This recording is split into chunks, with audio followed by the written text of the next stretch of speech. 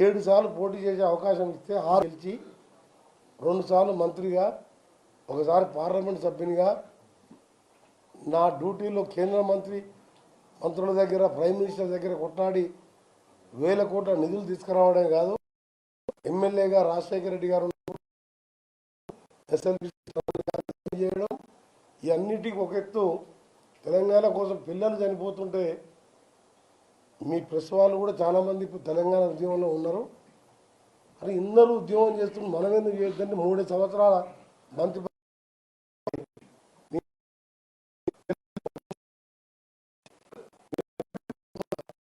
నేను ప్రజలను నమ్ముతా, దేవుని నమ్ముతా. దేవుడు అనే ఉన్నాడు, ఎవడన్నా నాలాంటి వారిని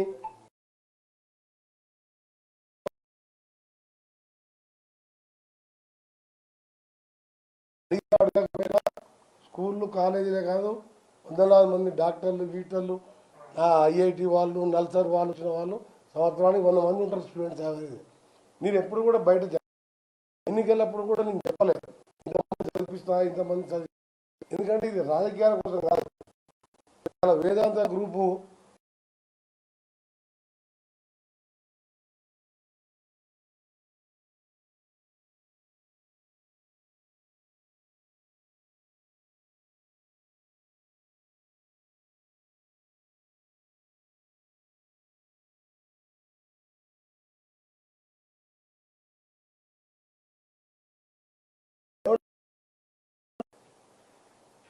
మొత్తం పేదలకు దాన ధర్మాలు డొనేషన్కి ఇచ్చింది.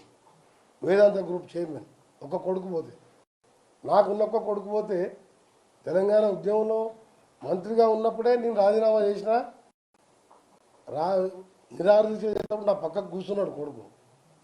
ఆ తర్వాత ఆయన కూడా మా కొడుకు కూడా చెప్పాడు, అరే అంతమంది చేయి రాజీనామా చేయి అన్నాడు. అంటే అలాంటి వ్యక్తి నల్గొండలో కిరాయి ఇంట్లో ఉంటూ R&B గెస్ట్ హౌస్లో ఉంటూ ఎవరు వచ్చినా మా ఇంటికాడ ఖాళీ చేతులతో పోరు. నా దగ్గర లేకున్నా ఎవరన్నా నేను సాయం చేసిన వాళ్ళని, అరే పలానా పేదోళ్ళు వచ్చిండ్రు చదువుకోవాలంట, ఏవో జబ్బు వచ్చిందంట, బిడ్డ పెళ్ళి ఉందంట అడిగాను ఇస్తా.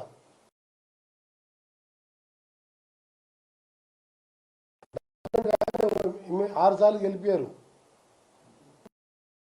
నీళ్ళు వస్తే మన కళ్ళల్లో నీళ్ళు రావాలి, వాని కంటి నీళ్లు చూపాలని చెప్పి నా ఉద్దేశంతోనే ఇవాళ 6 సార్లు గెలిపించింది. నాకు ఎవరు బ్యాకింగ్ ఉండి, మా నాయన ఎమ్మెల్యే ఉండి కోటీశ్వరుని కాదు. నేను ఇవాళ ఒక అర్బన్ ప్రాంతంలో ఒకసారి గెలిస్తే 2 సార్లు గెలవాలంటేనే అర్బన్ ఓటర్స్ అయ్యారు. మీరు ఇండియా మొత్తం లెక్క తీయండి, వరుస పోటీ 4 సార్లు, ఒకసారి గ్యాప్ వచ్చినా మళ్ళీ 5వసారి 60,000 మెజార్టీతో గెలిపించింది. అక్కడ ఓడిపోతే బోనస్ 5 రూపాయలు భారతదేశంలో రికార్డు.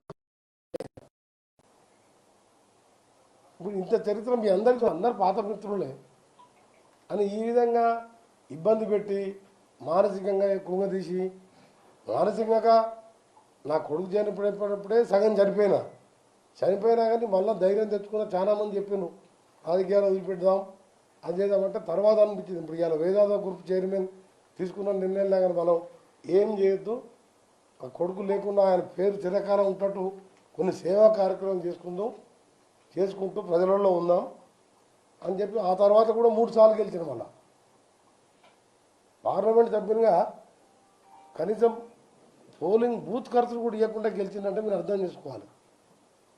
అర్బన్లో గెలుచుడు వేరు, తెలంగాణ ఉద్యమకారం జనగామ తెలంగాణ భువనగిరి లాంటి ప్రాంతంలో కూడా నాకు మెజార్టీ వచ్చింది. అంటే మీరు ఎవరిని వదిలిపెడతారు?